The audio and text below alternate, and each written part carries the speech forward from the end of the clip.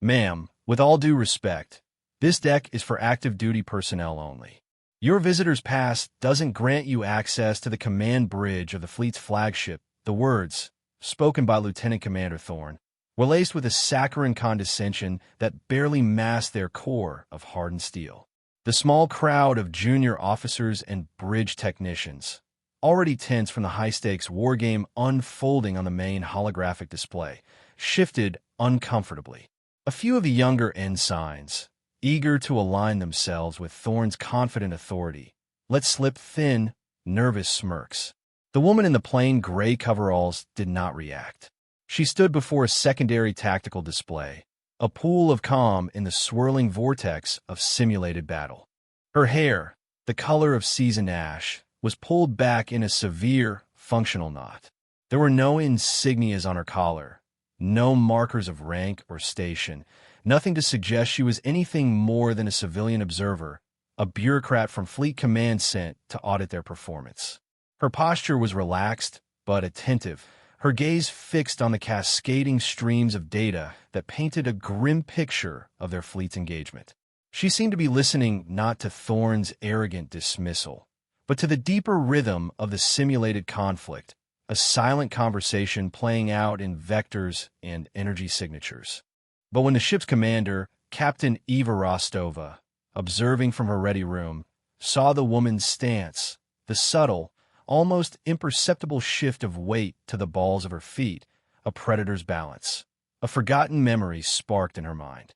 If you believe that true authority is earned in silence and not announced with a trumpet, type competence in the comments below. The silence on the bridge stretched, becoming a tangible presence. Thorne, accustomed to immediate deference, felt his irritation mount. Her lack of response was, in itself, an act of defiance. He took a step closer, deliberately invading her personal space, his polished boots making an aggressive click on the deck plating. He was a man sculpted by the Academy, his uniform crisp, his jawline sharp, his entire being a testament to the rigid, hierarchical world he not only inhabited but championed. He saw in this quiet, older woman a symbol of everything he disdained: the civilian oversight, the bureaucratic drag on the fleet's sharp edge. He saw someone who didn't belong, a relic trespassing in his world of disciplined action and immediate obedience. He decided to press his advantage, to make an example of her for the benefit of the junior crew watching with wide eyes. He cleared his throat, his voice louder now, projecting across the bridge with an unmistakable air of command. "Perhaps I wasn't clear," he began, his tone dripping with exaggerated patience. "This is the nerve center of the FNS Olympus. We are engaged in a Tier 1 combat simulation. Every console, every display is critical. Your presence here is a distraction, a security risk." He gestured vaguely at her simple gray attire. "Whatever department you're from, logistics, fleet archives, it doesn't matter. Your place is not here. You need to return to the observer's gallery." Now, to punctuate his command, he placed a hand flat on the bulkhead next to her head, effectively cornering her against the humming electronics of the console. It was a classic power move, a physical assertion of dominance intended to intimidate and belittle. The smirks on the faces of the ensigns faded, replaced by a tense apprehension. This was escalating beyond a simple protocol correction. The woman, whose name no one on the bridge knew, still did not look at him. Her eyes remained locked on the tactical display, but her focus seemed to deepen, her gaze sharpening as a new set of red icons blinked into existence on the holographic map. Her stillness was profound. It was not the stillness of fear or submission, but the focused calm of a master artisan observing a flaw in a complex piece of machinery. Her hands, which had been resting at her sides, moved with an unhurried grace to the edge of the console, her fingers hovering just above the cool, dark surface. She paid Thorne no more mind than a mountaineer pays a gust of wind, an environmental factor to be noted, but ultimately ignored. This utter lack of acknowledgement was the greatest insult of all. It stripped him of his authority more effectively than any shouted retort. He was being dismissed, rendered irrelevant, and his carefully constructed persona of the decisive, powerful officer began to crumble under the weight of her profound, unyielding silence. The air on the bridge grew thick with unspoken tension, the quiet hum of the life support systems suddenly deafening. The simulated battle on the screen raged on, but the real conflict was happening right here, in the charged space between a loud, arrogant man and a silent, unassuming woman. It was a battle of presence, and Thorne was beginning to realize, with a dawning sense of dread, that he was completely and utterly outmatched in a way he could not comprehend. Suddenly, the controlled chaos of the bridge erupted into genuine alarm. A shrill, piercing klaxon blared through the air, and the calm, synthetic voice of the ship's AI announced, "Warning, unidentified hostile strategy detected. Red Cell Fleet executing Kestrel Gambit, probability of mission success, 17%. Cascading failure predicted in 92 seconds." A wave of panic rippled through the crew. The Kestrel Gambit was a theoretical maneuver, a ghost story whispered in the halls of the War College. It was a perfectly synchronized, multi-pronged strike, so complex and so swift that no known defensive protocol could counter it. It was considered impossible for a human crew to execute, but the advanced simulation AI, unbound by such limitations, had just unleashed it upon them. On the main screen, their organized formations of blue icons were being systematically dismantled by the swarm of red aggressors. The ship's simulated shields flickered and died. Communications channels dissolved into static. Thorne, his confrontation with the woman forgotten, spun around to face the display, his face a mask of disbelief and horror. "All stations, report. Evasive maneuvers.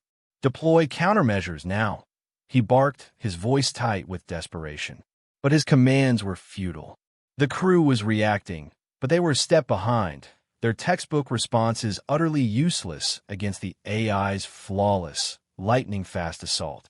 The tactical officer frantically tried to reroute power to the shields, but the system was already compromised. The helmsman wrestled with his controls, but his ship was a lumbering beast caught in a hunter's snare.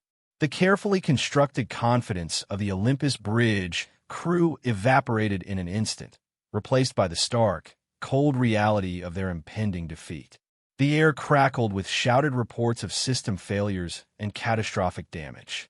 The 90-second countdown had begun, and with every passing tick, their simulated fleet was being pushed closer to the brink of total annihilation. Amidst this rising tide of panic and confusion, the woman in gray moved. She didn't rush. She didn't panic. She took a single, deliberate step to the secondary console she had been observing, its screen now flashing the same critical warnings as all the others. Her movements were a study in efficiency, each one practiced and precise, honed by a lifetime of discipline that no one present could possibly imagine. Her hands, which had been hovering, now descended upon the console. They did not smash at the controls in a desperate frenzy. They moved with the fluid, rhythmic grace of a concert pianist, fingers dancing across the touch-sensitive surface, coaxing life and order from the chaos. She didn't speak. She didn't ask for permission. She simply acted, her entire being focused on the task at hand, a silent, solitary bastion against the storm of failure that was consuming the bridge. The hum of the console beneath her fingertips deepened, responding to her commands with an immediacy that bordered on prescient. The other officers, lost in their own desperate struggles, didn't even notice her. They were too busy fighting a battle they had already lost. Her fingers flew across the console, a blur of motion against the glowing interface. She wasn't fighting the Kestrel Gambit head-on. That would be suicide. Instead, she was weaving a new reality around it, inputting a dizzying series of energy routing protocols and shield harmonic adjustments. She was not issuing commands to the fleet, but fundamentally rewriting the physics of their defensive capabilities from a single terminal. The code scrolling across her screen was dense, elegant, and completely alien to modern naval doctrine.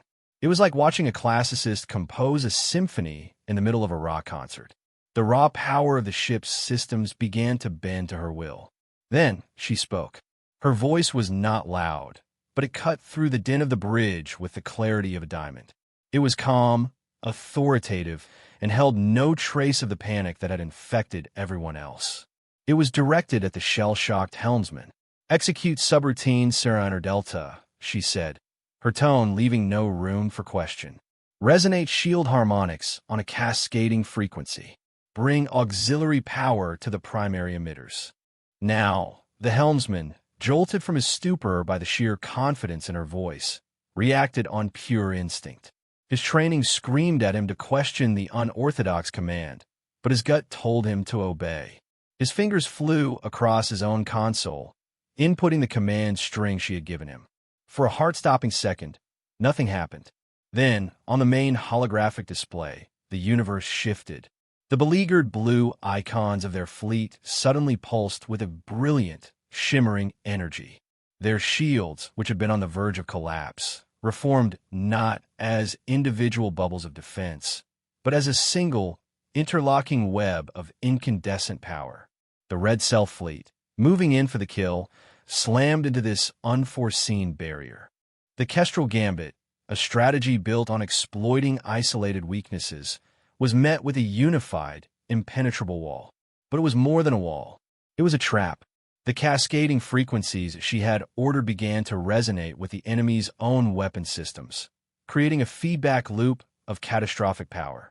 The red icons of the attacking ships flickered, destabilized, and then, one by one, they vanished from the map, consumed by their own redirected energy. The entire, impossible enemy formation was dismantled in less than 10 seconds. On the screen, the Red Cell fleet was gone. The blue icons of the Olympus fleet remained, their new, interconnected shields glowing softly in the silent void of the simulation. A decisive victory, snatched from the jaws of absolute defeat. The klaxon fell silent. The AI's voice announced, flatly, "Red Cell fleet neutralized. Mission success." And then there was nothing. Only the low, ambient hum of the starship and the sound of 20 people breathing in stunned, absolute, and deafening silence. Every single head on the bridge, from the lowest-ranked technician to Lieutenant Commander Thorne, slowly turned to face the quiet woman in the gray coveralls, who was now calmly wiping her fingerprints from the console screen with a soft cloth. The silence on the bridge was a physical entity, heavy and profound. It was broken by the sharp, rhythmic sound of heavy boots striking the deck plating. Captain Eva Rostova emerged from her ready room, her face a storm cloud of controlled fury, and something else, something that looked like awe. She didn't even glance at the main holographic display, showing their miraculous victory. Her eyes, the color of chipped slate, were locked on the unassuming woman in gray. She strode across the bridge with a purpose that parted the stunned crew like a ship's bow through water. She walked directly past Lieutenant Commander Thorne, who stood frozen, his face as pale as bone china, his mouth still hanging slightly ajar. He had been rendered utterly insignificant, a piece of furniture in a room where history was being made. Rostova stopped directly in front of the woman, her posture ramrod straight. The entire bridge held its breath. They expected a reprimand, a security alert, an interrogation of how this unknown civilian had accessed their systems. What they got was something that shattered their entire understanding of the world. Captain Rostova, a decorated war hero and commander of the fleet's most powerful vessel, a woman known for her icy demeanor and intolerance for any breach in protocol, snapped to attention. Her salute was not a perfunctory gesture. It was a sharp, explosive movement of immense respect, her hand striking her temple with a precision that was almost violent. It was a salute a soldier gives not just to a superior officer, but to a living legend. Her voice, when she spoke, boomed with an authority that rattled the very air. "Admiral Vance, my apologies for the reception," she said, her gaze unwavering. "I was not informed you were coming aboard personally. Your inspection was scheduled for next week." The word Admiral detonated on the bridge. It echoed in the sudden, ringing silence, a single word that reordered reality. Thorne's face, if it were possible, went even whiter. A low gasp escaped from one of the ensigns. The woman, Admiral Vance, simply gave a slow, small nod of acknowledgement, her calm expression unchanged. She was not surprised by the salute, nor did she seem to revel in the reveal. To her, it was simply the restoration of the natural order. She had work to do, and she had done it. The rank was a secondary detail, but for everyone else on that bridge, it was the only detail that mattered. The quiet, gray-clad woman Thorne had tried to humiliate, the person he had cornered and dismissed as an irrelevant bureaucrat, was not just an admiral. She was the Admiral. Captain Rostova held her salute for a moment longer, a silent, powerful testament to the respect she held, before slowly lowering her hand. She then turned, her gaze sweeping across the faces of her stunned bridge crew, and it was like being judged by a glacier. Her eyes finally settled on Thorne, and the temperature on the bridge seemed to drop by 20 degrees. For those of you who have spent your careers studying textbooks, Rostova's voice was cold and clear, a weapon in its own right. Allow me to introduce you to the author. She gestured with a crisp, economical movement toward the silent admiral. The Kestrel Gambit is listed in the Academy's archives as a theoretically unstoppable offensive maneuver. There is only one known counter, a defensive doctrine so complex, so revolutionary, that most strategists consider it a myth. It is called the Vance Corollary. A murmur of disbelief and dawning comprehension rippled through the assembled officers.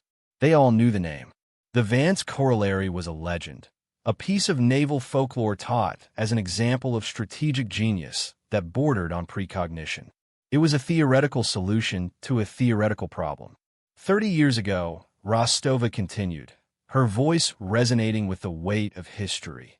During the Altair incursion, a real Red Cell fleet, not a simulation, used the Kestrel Gambit to ambush the 7th Battle Group. They were seconds away from annihilation. A young lieutenant, serving as a junior tactical officer on the flagship, devised and executed the corollary in real time, under enemy fire. She saved over 15,000 lives and the entire sector that day. Rostova paused, letting the weight of her words sink in.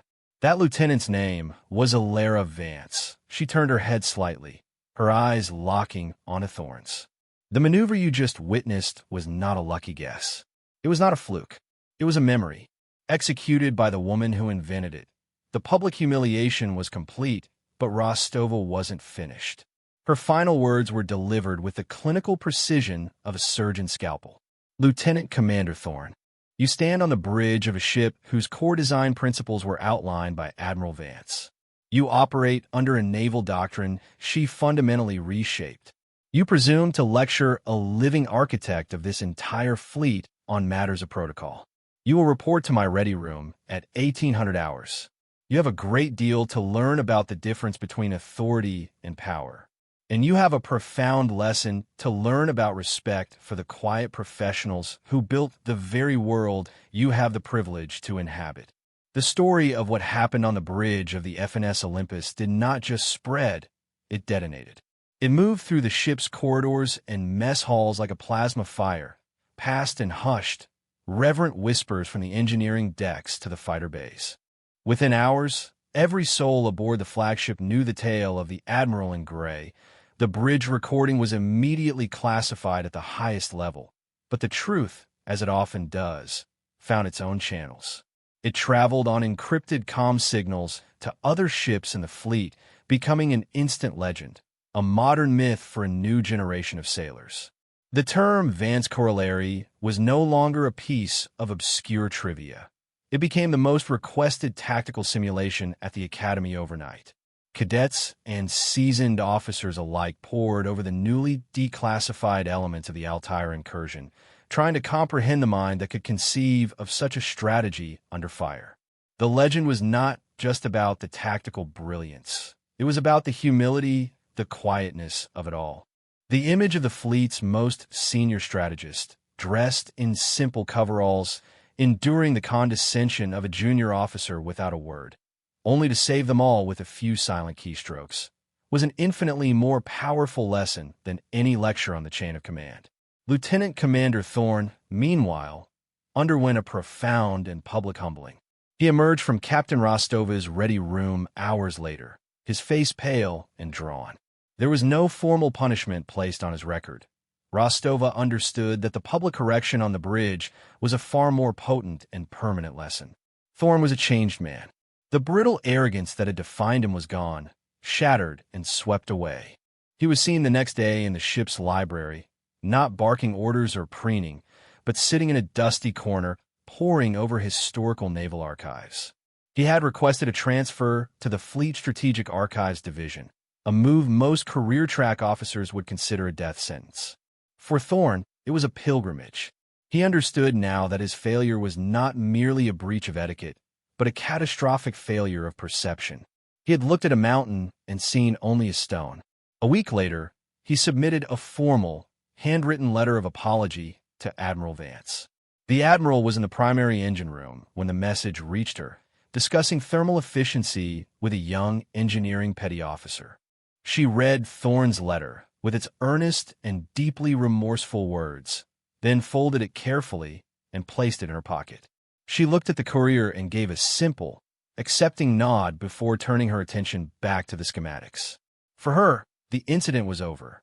The apology was accepted, the lesson had been learned, and there was still work to be done. Admiral Vance remained aboard the Olympus for 2 more days, but she never set foot in the luxurious Admiral's quarters that had been hastily prepared for her. She chose instead to sleep in a simple officer's bunk on the engineering deck, citing a desire to be closer to the heart of the ship. Her time was not spent in meetings with senior staff or reviewing performance reports. Instead, she wandered the vessel, a quiet, unassuming figure in gray, engaging in conversations with the lowest-ranked members of the crew. She was found in the hydroponics bay, discussing nutrient cycling with a botanist. She spent an afternoon with the sensor technicians, not lecturing them, but asking them insightful questions about signal propagation and ghost image filtering, listening with an intensity that made them feel like their work was the most important job in the fleet.